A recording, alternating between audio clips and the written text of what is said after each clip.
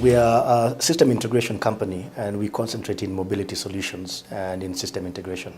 We've been in business for 10 years now, and what we do is that we concentrate on three main lines. The first thing that we concentrate is on supply chain automation. So we work with customers to automate their processes, whether it's a manufacturer that is looking at automating its distribution channel, or whether it's an agro-processor that is looking at going into export and how they export their products. And we look at the entire business process, and we work along about how do we automate that particular process. The first step we as Virtual City do is, one, we need to have a requirements definition of what exactly does the customer need. So we have a needs analysis process that we follow. So we have a pre-sales team of account managers that actually go to customer premises and do needs analysis over a period of days. Well, that even includes route riding. So we'd actually ask our customers, can we enter your trucks? Can we get involved in your deliveries for 2 or 3 days? Once we have documented those particular processes, we then say to the customer and say, these are the processes as they currently are. This is what you can achieve with automation by mapping your existing processes, and also this is the gains that we can give you by adapting some of the new technologies. Based on that, we jointly with the customer develop what we call a project charter. And a project charter says, at the end of this project, this is what we intend to achieve. We intend to achieve this in terms of benefits.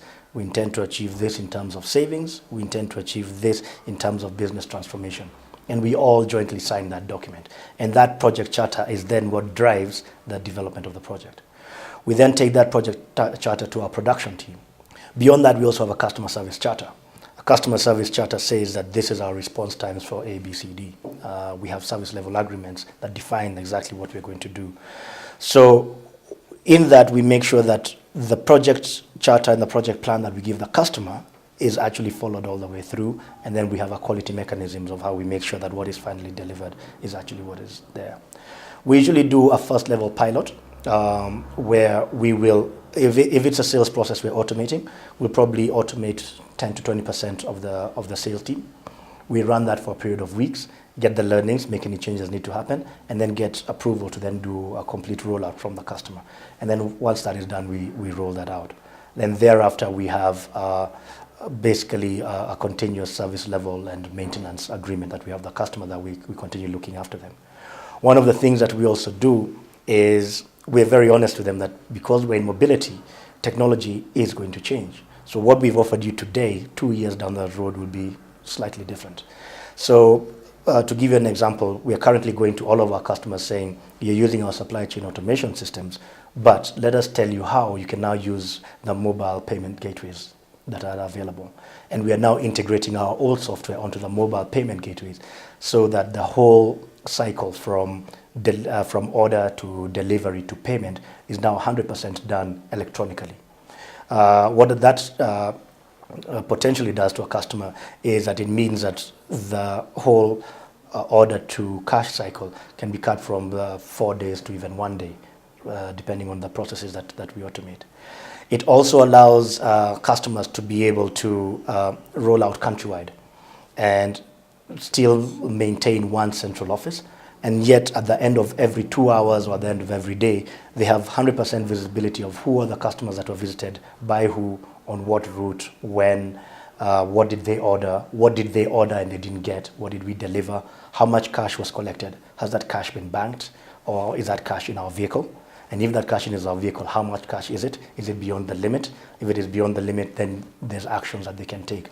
So the key is just to give them 100% visibility. And in all of our projects, we make sure that that is very clear, that these are the real benefits that they're going to accrue from doing these type of projects. It's a good company to work with, young, energetic.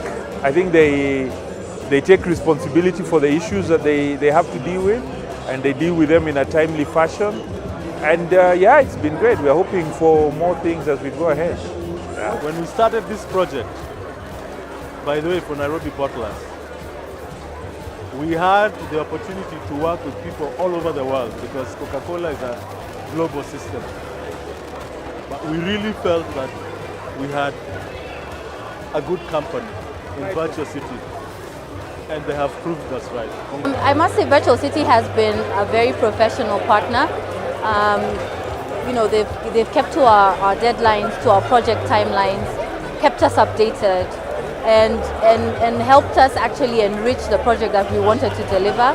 We started off with a very small idea that they've grown into a bigger idea, and we're really happy. Yeah. And as we speak, they have already managed to install electronic weighing solutions in close to that 3 factories. We have about, they are already in process. We have given orders to them at the moment to roll out in 14 more factories. And the farmers are very happy. We are very happy with what they are doing. And we are looking forward to a close working relationship with Virtual City. It has been a Microsoft partner for quite some time now. We are very proud of Virtual City's achievements in the areas of innovation and the application of technology and software to really meeting development needs.